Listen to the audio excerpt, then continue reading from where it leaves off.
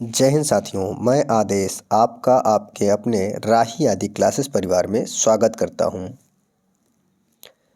तो आज है 1 जनवरी 2024। तो आप सभी को नववर्ष की हार्दिक शुभकामनाएं। तो जैसा कि शाम को हम लोग इस समय सीटेट का हिंदी प्रैक्टिस सेट सॉल्व कर रहे हैं। तो आज मॉर्निंग में क्लास हुई है 9 बजे, जो कि यूपीपी, यूपीएसआई और एसएससी जीडी या फिर सभी प्रतियोगी परीक्षाओं के लिए हिंदी का फिर से शुरू हुआ है। चैप्टर वर्णमाला है। आज हमने वहाँ पर स्वर समाप्त कर दिया है। तो आशा है आप सभी जिसके पास टाइम हो वहाँ जाएं और उस क्लास को विधिवत पूर्ण रूप से देखें और उस क्लास को अधिक से अधिक शेयर करें, लाइक करें। लोगों को सब्सक्राइब करने के लिए भी बोल दिया कीजिए, शेयर कर दिया कीजिए अपने सभी साथियों को, और या रिलेशन में तो बोल ही सकते हैं। फिलहाल अब हम अपनी क्लास को देर ना करते हुए अपनी क्लास को शुरू करते हैं। तो हमारा पहला क्वेश्चन दिया गया है।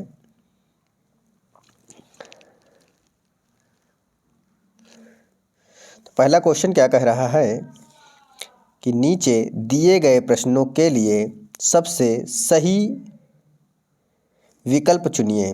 सबसे सही विकल्प हमें चुनना है।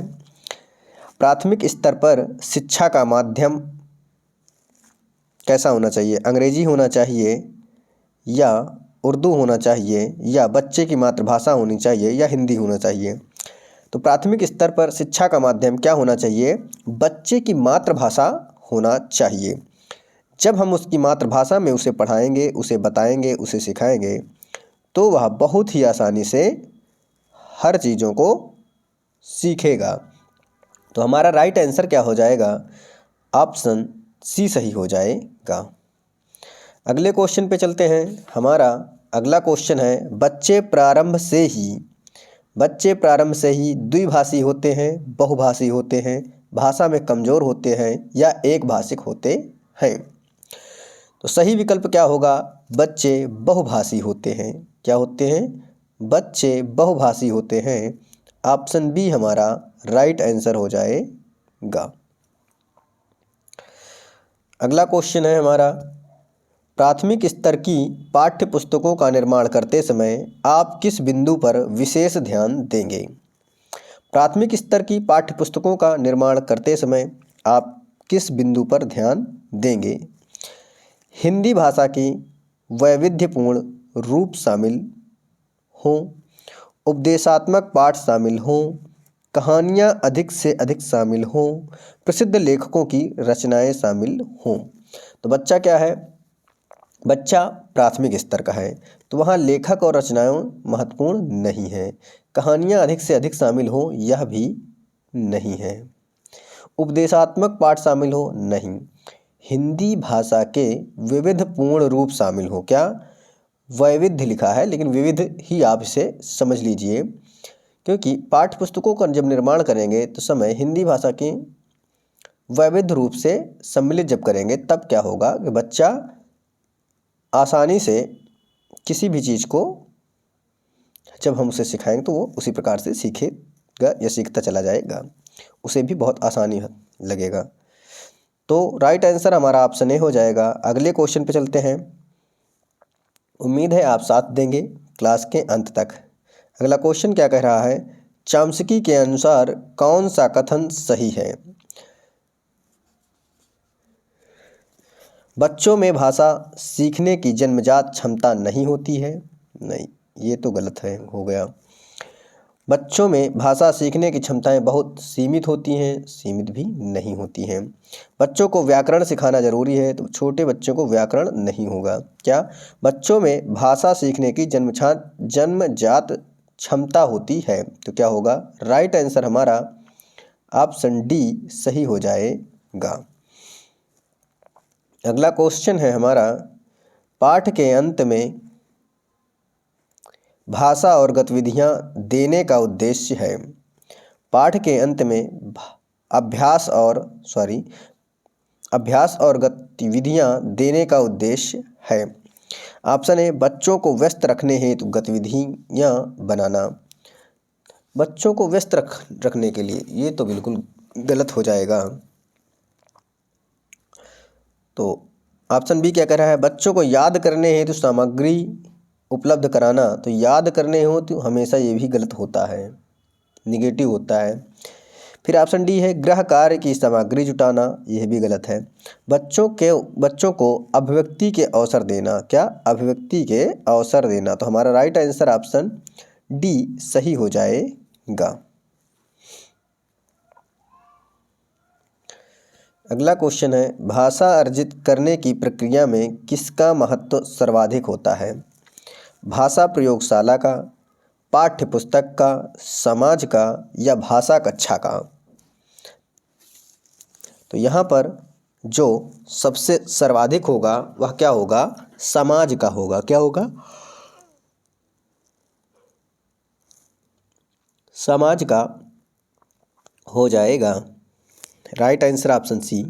अगले क्वेश्चन पे चलते हैं। तो अगला क्वेश्चन है हमारा, एक समावेशी कक्षा में भाषा शिक्षक को किस बिंदु का सबसे अधिक ध्यान रखना चाहिए। कक्षा कैसी है, समावेशी कक्षा है, और अध्यापक को किस बिंदु पर सबसे अधिक ध्यान देना चाहिए।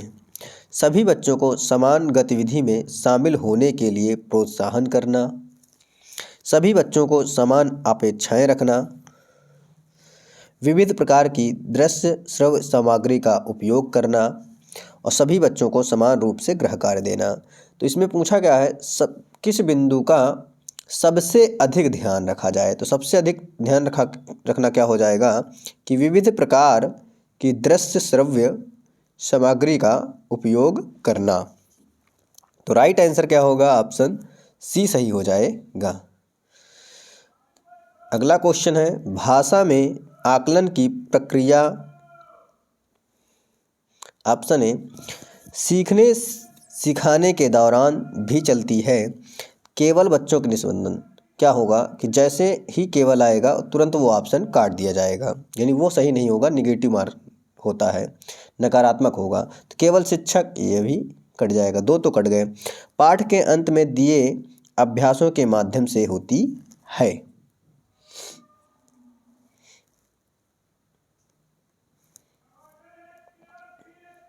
तो राइट आंसर हमारा क्या होगा, अभ्यास के माध्यम से भी, पाठ के अंत में जो अभ्यास दिया जाता है उससे भी नहीं होगा। क्या होगा, सीखने सिखाने के दौरान भी चलती है। तो राइट आंसर हमारा ऑप्शन ए सही हो जाएगा। अगले क्वेश्चन पे चलते हैं। अगला क्वेश्चन है कि पढ़ना सीखने की प्रक्रिया में किसकी भूमिका सर्वाधिक महत्वपूर्ण है, कि किसकी भूमिका सर्वाधिक महत्वपूर्ण है, यह हमें ध्यान देना है। बाल साहित्य के सार्थक प्रयोग की, पाठ्य पुस्तक की, भाषा परीक्षाओं की, भाषा प्रयोगशाला। तो क्या है, बच्चे छोटे होते हैं तो क्या होगा, बाल साहित्य के सार्थक प्रयोग की होगी। राइट आंसर हमारा क्या होगा, ऑप्शन ए सही हो जाएगा। अगला क्वेश्चन है हमारा, प्राथमिक स्तर पर भाषा शिक्षण का उद्देश्य यह है कि बच्चे भाषा परीक्षा में सदैव अंक लाएं, बच्चे विभिन्न स्थितियों में भाषा का प्रभावी प्रयोग करें, बच्चे भाषा के व्याकरण को जान पाएं, बच्चे मानक भाषा का प्रयोग करना जल्दी सीख जाएं।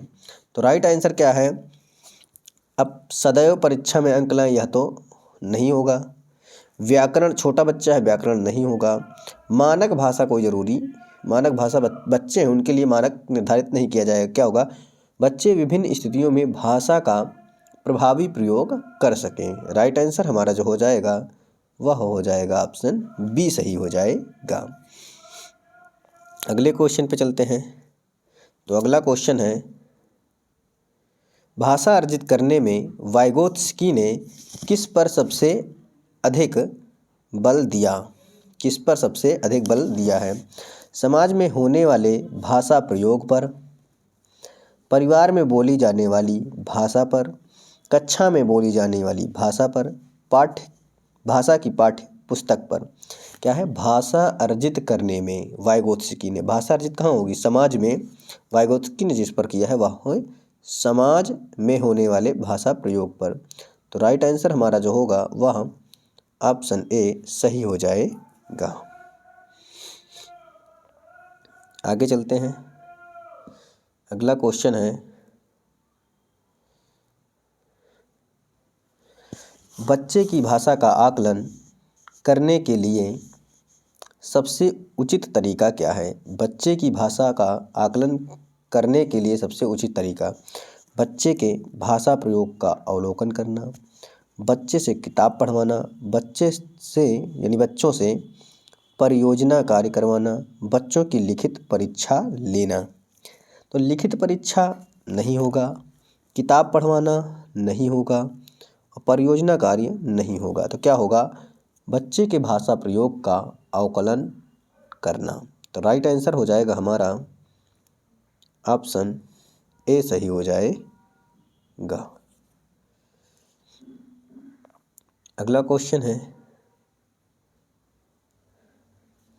प्राथमिक स्तर पर एक भाषा शिक्षक से सर्वाधिक अपेक्षित है।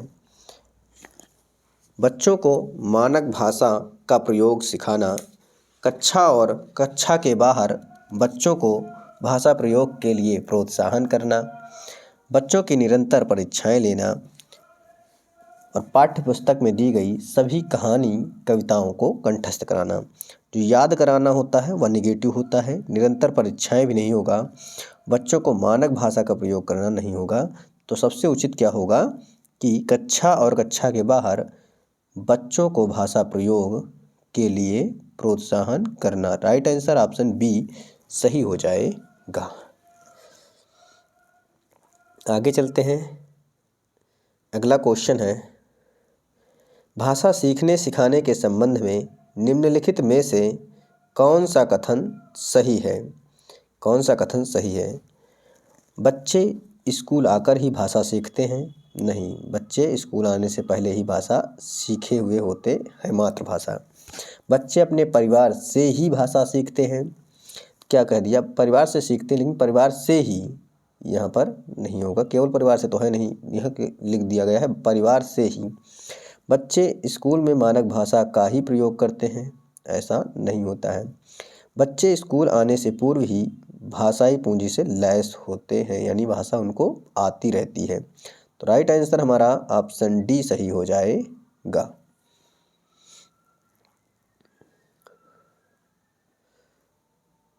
अगला क्वेश्चन है, प्राथमिक स्तर पर भाषा सिखाने की सर्वश्रेष्ठ विधि है? बच्चे को कहानी सुनाना, बच्चों को पाठ्य पुस्तक पर आधारित वीडियो कार्यक्रम दिखाना, बच्चों को भाषा प्रयोग करने के विविध अवसर देना, बच्चों के साथ कविता गाना। जब बच्चों को अवसर दिया जाएगा तो बच्चे और अच्छा करेंगे। तो क्या होगा? विविध अवसर प्रदान करना। राइट आंसर हो जाएगा ऑप्शन सी। अगला गद्यांश दिया गया है। पहले हम इस गद्यांश को हम सभी पढ़ेंगे, उसके बाद इस गद्यांश से पूछा जाएगा क्वेश्चन 106 से लेकर 114 तक। तो फिर हम उनका इस गद्यांश के थ्रू आंसर देंगे। तो गद्यांश क्या है? गुलजार जी क्या लिखते समय पाठ आपके चिंतन में होते हैं? देखिए, जब मैं लिखता हूँ मेरे जेहन में मैं होता हूँ। मैं पहले यही तय करता हूँ, बात मुझे अपनी कहनी होती है। पाठक को सामने रखकर लिखने का कोई मतलब नहीं होता। दूसरी महत्वपूर्ण बात मैं महसूस करता हूँ वह है कम्युनिकेशन, अपनी बात को पाठक तक पहुँचाना, आर्ट ऑफ कम्युनिकेशन। हाँ, मैं अपने लेखन को इस कसौटी पर रखता हूँ। आगे देखते हैं। कसौटी पर रखता हूँ। मीडिया से जुड़े होने के कारण कहने के तरीके को लेकर मैं सोचता अवश्य हूँ। विषय मेरे होते हैं, मेरी बात सही है या नहीं। आप अपनी ग्रोथ के साथ एक अहाता बनाते चलते हैं। हर फाइन आर्ट लोगों तक पहुंचनी ही चाहिए। संगीत हो, कला हो या लेखन हो, वो अपने लक्ष्य तक पहुंचनी चाहिए। कहने का ऐसा तरीका तो होना ही चाहिए। ये हो गया हमारा गद्यांश। अब इस गद्यांश से जुड़कर हमसे क्वेश्चन किया जाएगा, प्रश्न किया जाएगा। इसी गद्यांश के तहत हम उसका उत्तर देंगे। जब गुलजार लिखते हैं तो विषय किसके होते हैं? स्वयं उनके, फिल्म बनाने वालों के, मीडिया के, पाठकों के। तो आपने गद्यांश देखा, उन्होंने बताया था स्वयं उनके होते हैं। क्या होते हैं? स्वयं उनके होते हैं। आगे चलते हैं। अगला क्वेश्चन है, गुलजार के अनुसार लिखने वाले के जेहन में स्वयं लेखक होता है। इसका आशय यह है कि लेखक पाठक की उपेक्षा करता है। लेखक को अपनी ग्रोथ चाहिए। लेखक की संवेदनाएं आत्मानुभूमि केंद्र में होती है। लेखक स्वयं को सर्वोपरि मानता है। तो राइट आंसर क्या होगा? लेखक की संवेदनाएं आत्मानुभूमि केंद्र में होती हैं। तो राइट आंसर हो जाएगा ऑप्शन सी सही हो जाएगा। अगला क्वेश्चन है, लेखक के लिए दूसरी महत्वपूर्ण बात क्या है? मीडिया, कला, लेखन, संप्रेषण। तो दूसरी महत्वपूर्ण क्या है? कम्युनिकेशन बोला था उसने, तो क्या हो जाएगा? संप्रेषण हो जाएगा। क्या? संप्रेषण उसके लिए दूसरी महत्वपूर्ण बात होती है। अगला क्वेश्चन है, किसी भी कला का लक्ष्य क्या है? क्या? किसी भी कला का लक्ष्य क्या है? लोगों तक वह बात पहुँचे, मीडिया द्वारा सराहा जाए, सरल भाषा का प्रयोग करना, वह सुंदर तरीके से कही गई हो। तो क्या है? लोगों तक वह बात पहुँचे। तो राइट आंसर ऑप्शन ए हमारा सही हो जाएगा। अगला क्वेश्चन है कि गुलजार अपने लेखन को किस कसौटी पर कसते हैं? वह व्यंग भरे अंदाज में कही गई है या नहीं? वह सब लोगों द्वारा सराही गई है या नहीं? मेरी ग्रोथ हो रही है या नहीं? यह बात पाठक तक पहुंच रही है या नहीं? तो राइट आंसर क्या होगी कि यह बात पाठक तक पहुंच रही है या नहीं। क्या होगा कि यह बात पाठक तक पहुंच रही है या नहीं। तो राइट आंसर ऑप्शन डी सही हो जाएगा। यानी लेखक जो कहना चाहता है लोगों को वह समझ में आना चाहिए। उसमें व्यंग ना हो या सराही ना गई हो, यह सब नहीं होता। ग्रोथ ना हो, ये नहीं। जो बात लेखक कहना चाहता है वह बात लोगों तक पहुंचना जरूरी होता है। आगे क्या है? अगला क्वेश्चन है, गुलजार लिखने से पहले क्या तय कर लेते हैं? क्या कहना है, कैसे कहना है, क्यों कहना है या किसके लिए कहना है? तो क्या तय करते थे? क्या कहना है। इस गद्यांश में ही दिया गया था तीसरी चौथी लाइन में कि उन्हें क्या कहना है। सबसे पहले यही तय किया जाता है। अगला क्वेश्चन है, जेहन का अर्थ है। जेहन का अर्थ दिमाग, ख्याल, सपना, दिल। तो क्या होता है? जेहन का जो अर्थ होता है वह होता है दिमाग। मेरे जेहन में यानी मेरे दिमाग में। अगला क्वेश्चन है, संगीत से विशेषण शब्द बनेगा। संगीतक, संगीतवान, संगीत वाला या संगीता। तो जो इसका विशेषण शब्द होगा वह होगा संगीतज्ञ। क्या हो जाएगा? संगीतज्ञ हो जाएगा। यानी राइट आंसर ऑप्शन ए हमारा सही हो जाएगा। अगला क्वेश्चन है, कहने का ऐसा तरीका तो होना ही चाहिए। कहने का ऐसा तरीका तो होना ही चाहिए। वाक्य में निपात शब्द है। निपात क्या होता है कि किसी भी वाक्य में वह शब्द जिस पर बल दिया जाए वो हमारा निपात होता है। जैसे कहने का ऐसा तरीका तो क्या तो होना ही, जो तो और ही है वह हमारा निपात है। तो और ही ऑप्शन सी में है, तो हमारा राइट आंसर ऑप्शन सी हो जाएगा। आगे चलते हैं। आगे क्या है कि हमें एक पद्यांश दिया गया है या एक कविता दी गई है। इस कविता को हम पढ़ेंगे, फिर इस कविता से ही हमें आंसर देना होता है।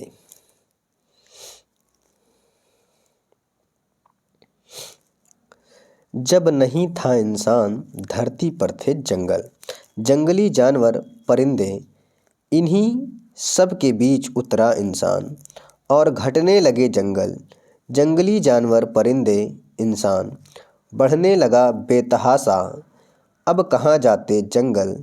जंगली जानवर परिंदे, प्रकृति किसी के साथ नहीं करती नाइंसाफ़ी, सभी के लिए बनती है जगह, सो अब इंसानों के भीतर उतरने लगे हैं जंगल, जंगली जानवर और परिंदे। तो ये थी हमारी पद्यांश यानी कविता दिया गया था, और इसी कविता से माध्यम से हमें एक संकेत दिया गया है। जब इंसान नहीं था तो धरती पर जंगल थे और जंगली जानवर परिंदे इन सब के बीच उतरता था, रहता था। जो जानवर थे वो जंगल में, जंगली जानवर जंगल में, और परिंदे भी अपना पेड़ पौधों पर रहा करते थे। तो यही सब बताया गया है। तो क्वेश्चन पे आते हैं, उसके बाद आंसर देते हैं। धरती पर इंसान के आने के बाद क्या हुआ? जंगल घटने लगे, जानवर घटने लगे, पक्षी घटने लगे या उपर्युक्त सभी। तो यहाँ पर जो राइट आंसर होगा वह क्या हुआ? जंगल भी घटने लगे, जानवर भी घटने लगे और पक्षी भी घटने लगे। तो राइट आंसर हमारा ऑप्शन डी सही हो जाएगा। क्या सही हो जाएगा? ऑप्शन डी सही हो जाएगा। अगला क्वेश्चन है कि इंसान बढ़ने लगा बेतहाशा का भाव है। इसका हमें अर्थ बताना है। इंसान खूब तेज भागने लगा, इंसान खूब बड़ा होने लगा, इंसान अपने पैरों पर चलने लगा, इंसान खूब तरक्की करने लगा। तो क्या है इसका अर्थ? कि इंसान खूब तरक्की करने लगा। राइट आंसर हमारा ऑप्शन डी सही हो जाएगा कि इंसान खूब तरक्की करने लगा। अगला क्वेश्चन है, प्रकृति किसके प्रति नाइंसाफ़ी नहीं करती? पशु पक्षियों के प्रति, इंसानों के प्रति या जंगल के प्रति? उपर्युक्त सभी के प्रति। तो राइट आंसर हमारा जो होगा वह उपर्युक्त सभी के प्रति यानी ऑप्शन डी हमारा सही हो जाएगा। अगला क्वेश्चन है हमारा, कविता के अंत में क्या व्यंग किया गया है? इंसानों में अब इंसानियत खत्म हो गई है, इंसानों के भीतर जंगल की तरह पेड़ उग आए हैं, इंसानों ने जंगल उगाना शुरू कर दिया है, प्रकृति ने इंसानों के प्रति नाइंसाफ़ी की। तो हमारा राइट आंसर क्या होगा? इंसानों में अब इंसानियत खत्म हो गई है। क्या हो गई है? इंसानियत खत्म हो गई है, इस पर व्यंग कहा गया है। तो राइट आंसर ऑप्शन ए सही हो जाएगा। अगला क्वेश्चन है, अब कहाँ जाते जंगल का भाव है? अब कहाँ जाते जंगल का भाव है। अब जंगल खूब बढ़ने लगे, अब जंगल समाप्त होने लगे, अब जंगलों में परिंदे नहीं रहते, अब जंगल कहीं जाने लायक नहीं रहे। तो जंगल तो उठ के जाता नहीं है और जंगलों में परिंदे नहीं हैं। अब जंगल कहाँ जाते भाव का है कि अब जंगल समाप्त होने लगे। इसका भाव क्या कह रहा है? कि अब जंगल समाप्त होने लगे। तो राइट आंसर हमारा ऑप्शन बी सही हो जाएगा। आज का लास्ट क्वेश्चन है, ये हमारे 30 क्वेश्चन हो गए, जो कि 30 क्वेश्चन ही पूछा जाता है। यहाँ बताना है जंगल का पर्यायवाची शब्द नहीं है। वन, कानन, अरण्य, बगीचा। तो आप सभी जानते हैं वन, जंगल, अरण्य, यह सभी क्या होते हैं, जंगल के पर्यायवाची होते हैं। जो बगीचा है वह जंगल का पर्यायवाची नहीं है। तो राइट आंसर ऑप्शन डी सही हो जाएगा। तो उम्मीद है आप सभी को क्लास पसंद आई होगी। अपेक्षा करता हूँ कि आप सभी अधिक से अधिक लोगों को जोड़ेंगे, अधिक से अधिक क्लास को शेयर करेंगे। मुझसे जितना हो पाएगा मैं उतना अधिक से अधिक प्रयास करूँगा आप सभी के लिए। तो आज की क्लास यहीं पे समाप्त होती है। आप सभी का इस क्लास में जुड़ने के लिए बहुत बहुत धन्यवाद।